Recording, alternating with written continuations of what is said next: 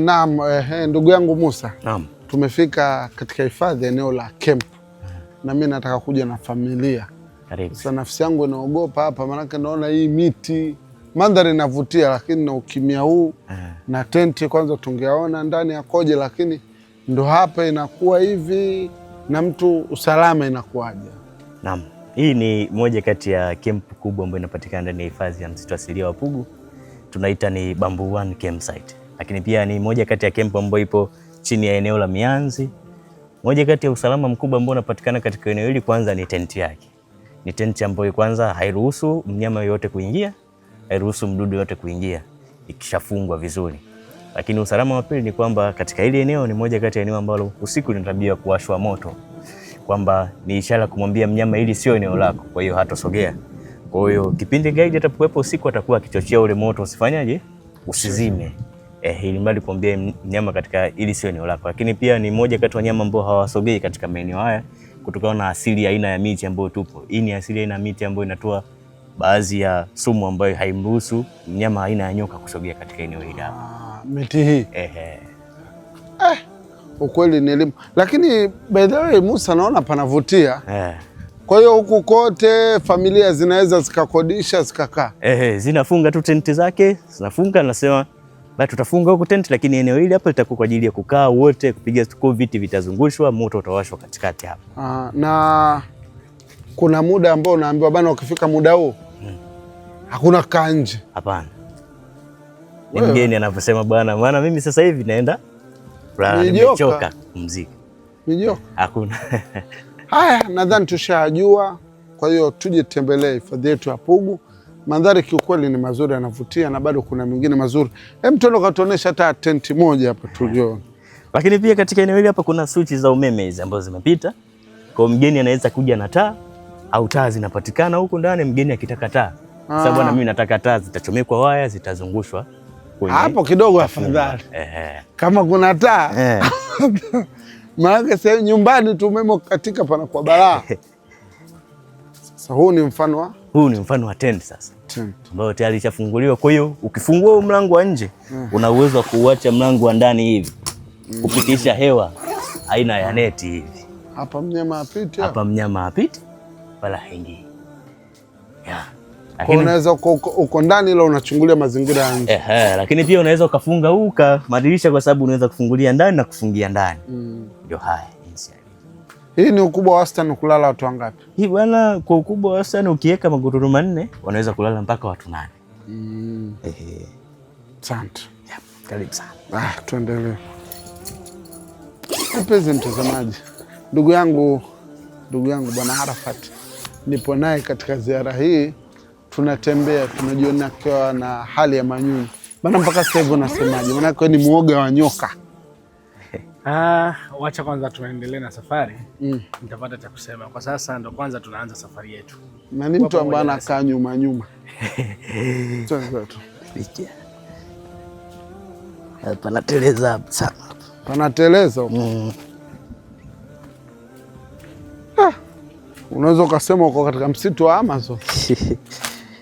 Kwa hiyo kuna muda ukiacha ofisini pale, kama umesema bwana mimi nataka niache ofisini gari, unatembea kilomita 2 ambao unakuja kutokea hapa kilomita 2.3.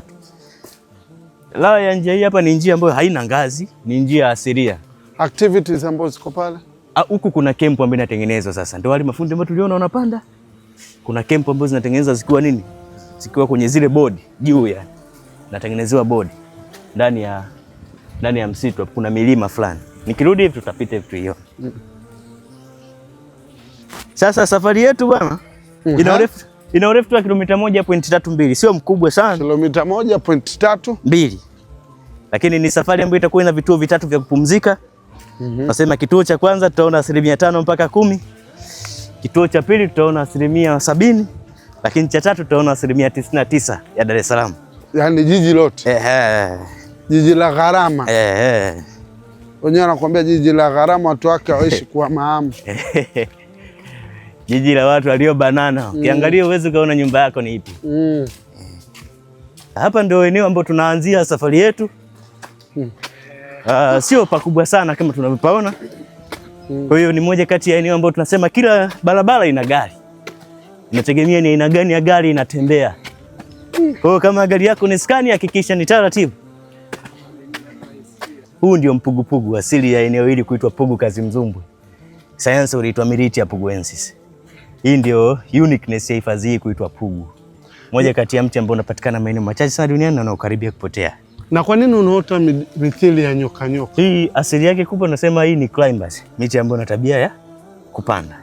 Lakini hii hapa ni asili yake jinsi ya ukuaji wake wa kutunza maji na kutafuta vyakula. Kwa hiyo hii miti kwa Tanzania inapatikana wapi na wapi? Inapatikana ndani ya hifadhi asilia ya msitu wa Pugu Kazimzumbwi, mkoa wa Pwani, wilaya ya Kisarawe. Tofauti na hapa huwezi kuipata. Asante. Hamna. Yaani kama kutembea hapa tulikuwa tunatafuta Mbagala. Nafikiri mbali hamna. Hapo tunaitafuta Pugu tu. Pugu Mataa pale. Shafika. Ta la la la. Kiukweli niko taabani. Wallahi ni hii. Nitaonesha tulipotokea. Twende. Hii somo ya leo mwenye ile nimalize. Jongo kwa wale ambao hawajawahi kuona jongo. Yule tunamuita black-legged giant millipede. Hapo tofauti ya kuna yule mwenye miguu mekundu na yule mwenye miguu myeusi. Hapa ni miti lakini ukiruka kuna shimo, sio? Bonde. Bonde. Huu ndio mnaki. Lakini mnaki una tabia mbili ya kuja juu. Tabia moja kubwa ni ya kuchipua kuanzia chini kwa miti mingi. Kwa njia nyingi ndio kama huu. Lakini pia unaweza ukaja kuamua kama kwa njia huu. Lakini tunaona mti hapo umechanwa chanwa. Ni kwa sababu huu sio mnaki. Ila huu una tabia ya kufanana na mnaki. Huu tunauita mdamdamu. Kwa sababu ni moja kati ya mti ambao utomvu wake ukiukata hivi hautoi utomvu mweupe, unatoa mwekundu. Naomba maana kuite mdamdamu. Hatuongei maneno, tunakuletea ushahidi.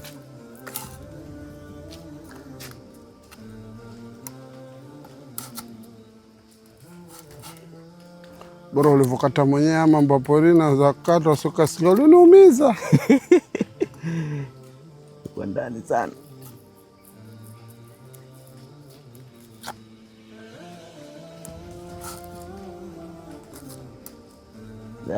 Nigomea.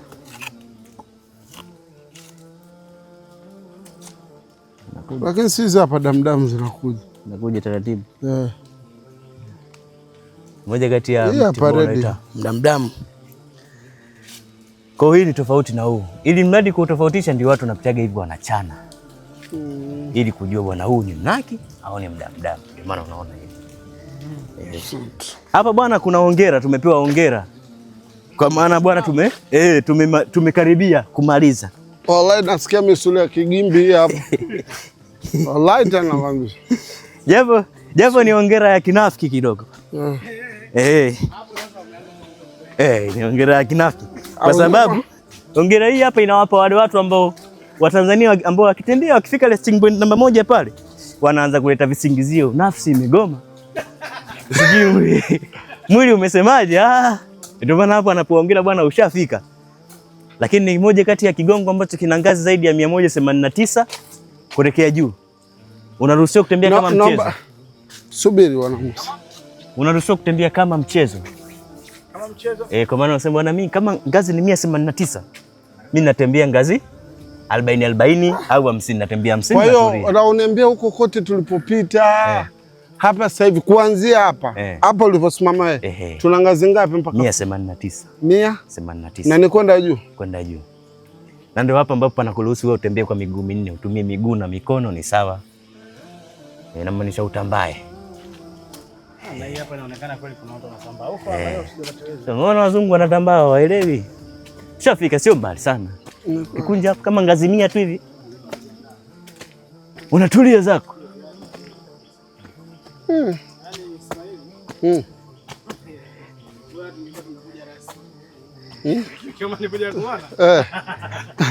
Tumeoneshwa. Hawa jamaa tunaoita nyenze hapa. Wapi? Hawa wanaosikika au sio chula? Naita nyenze. Nyenze. Au kuna muda tunaoita Christmas beetle kwa jina la Kiingereza. Kwa nini? Christmas beetle kwa sababu wanasikia kipindi kuanzia mwezi wa 12. wanachoamini wao ni mwezi wa Christmas mpaka mwezi wa 4. Unajua Unguja kuna sehemu inaitwa Ngazimia.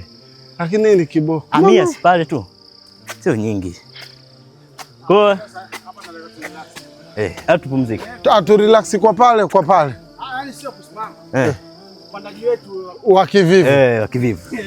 Ukijifanya bado una kasi. Unaweza ukatambaa. Kwa hiyo jamaa akiwa anapiga kelele hivi na maanisha ni kipindi cha kuoa au kuolewa. Mimi ndo anapiga kelele kwa ajili ya kumvutia jike kwa sauti nzuri na kubwa zaidi. Kwa hiyo kuna muda wa jamaa ndugu zangu, kwa bahati nzuri tumekuja siku ya mwaliko, siku ya harusi ya Nyenze. Yaani maneno yanashindwa kutoka. Kilichonikuta hapa leo. Lakini pia jamaa kuna muda anapiga kelele mpaka anapasuka na mke anakosa. Hao Nyenze. Hao Nyenze. Yaani kuna muda anachanganya sauti. Akipiga anasema mbona haji? Anaongeza inamshinda anapasuka. Anapasuka anakufa. Na mke ndo anakosa hivyo. Huku ni mwendo special, mwendo wa taratibu. Amna.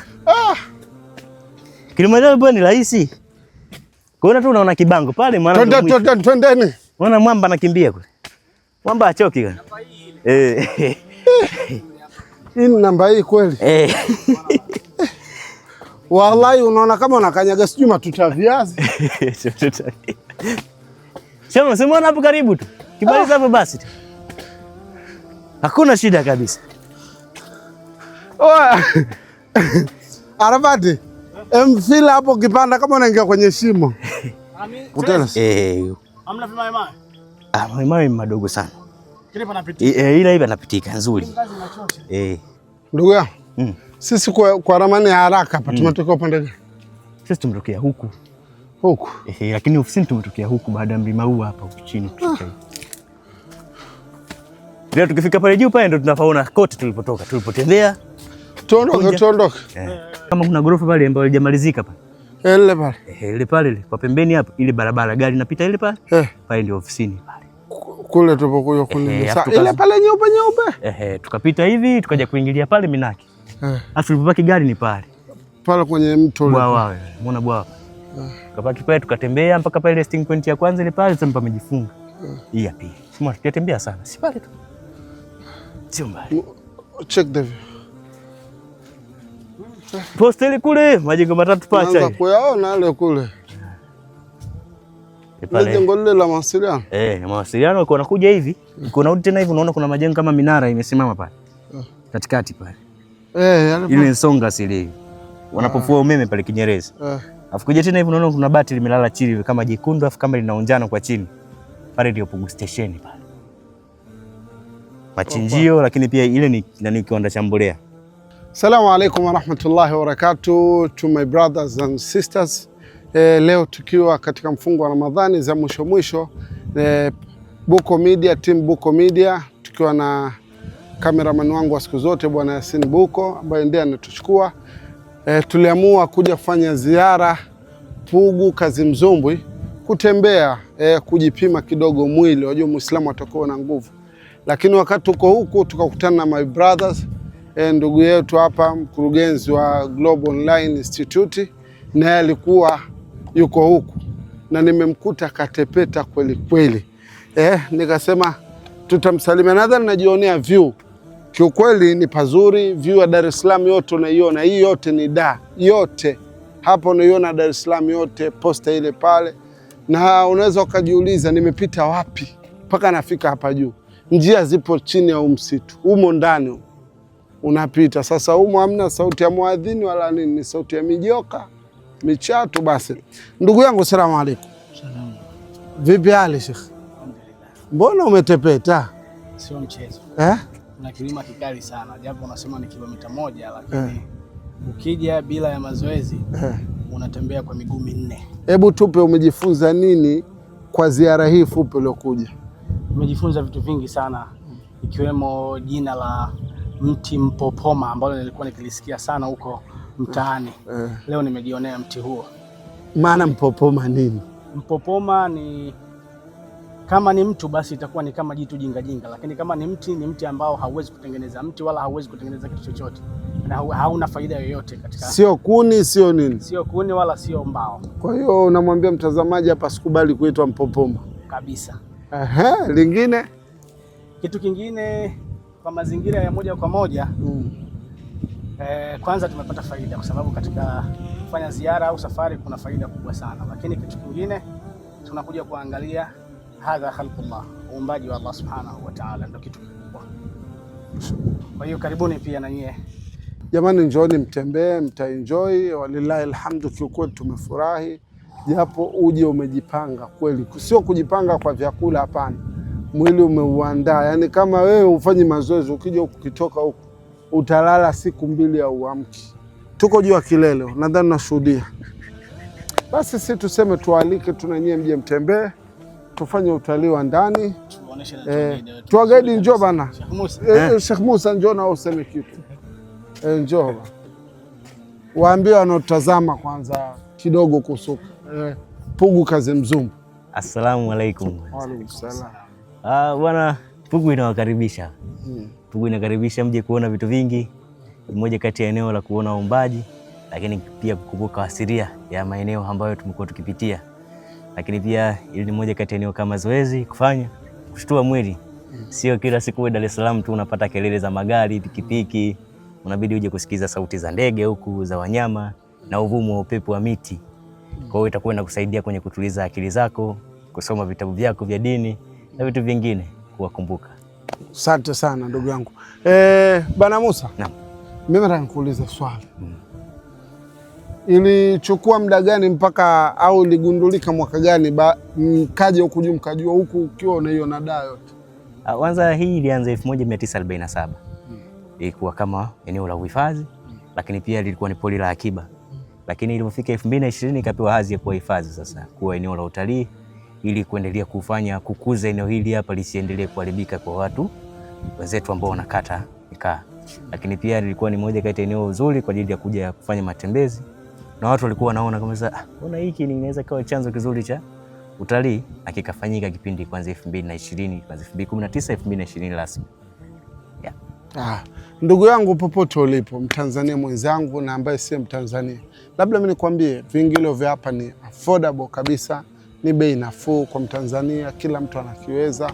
Mandhari yake ni mazuri, mandhari tulivu. Wallahi ukija hapa utatambua ukubwa wa Allah, kuanzia namna eneo lilivyo. Lakini tunapita, unaweza ukasema uko Amazon. Leo nimepanda ngazi zinafika 1000 ngapi zile? Maana mwisho tumemalizia 189. 189 hizo ni za mwisho. Za huko nyuma tumepita pointi 2. Zile za mwisho tulizopanda zile kuanzia kule mwanzo tulipoanza. Mimi na ndugu yangu Bwana Musa, mimi na ndugu yangu mkurugenzi wa Global Online Institute tunaweka azma. Leo tumepanda hapa. Inshallah tunaweka azma kwenda kupanda Kilimanjaro. Tutaipanda Kilimanjaro. Semaje ndugu? Mpenzi mtazamaji popote ulipo duniani, ni matumaini yangu waweza shangaa kusema kulikoni leo Sheikh wetu anafanya street quiz kwenye maji. Hapana, leo Buko Media imesema kila siku natembea mtaani, leo twende ukafanya utalii wa ndani kidogo, na alhamdulillah nipo Pugu Kazimzumbwi. Moja ya neema zinazopatikana ni vidude kidogo, tunafanya mazoezi ya shoulder. Kwa hiyo uongozi Buko Media, Allah kulipeni, lakini na nyie Uislamu Allah kulipeni kwa jitihada mbalimbali mnazozifanya kutusupport.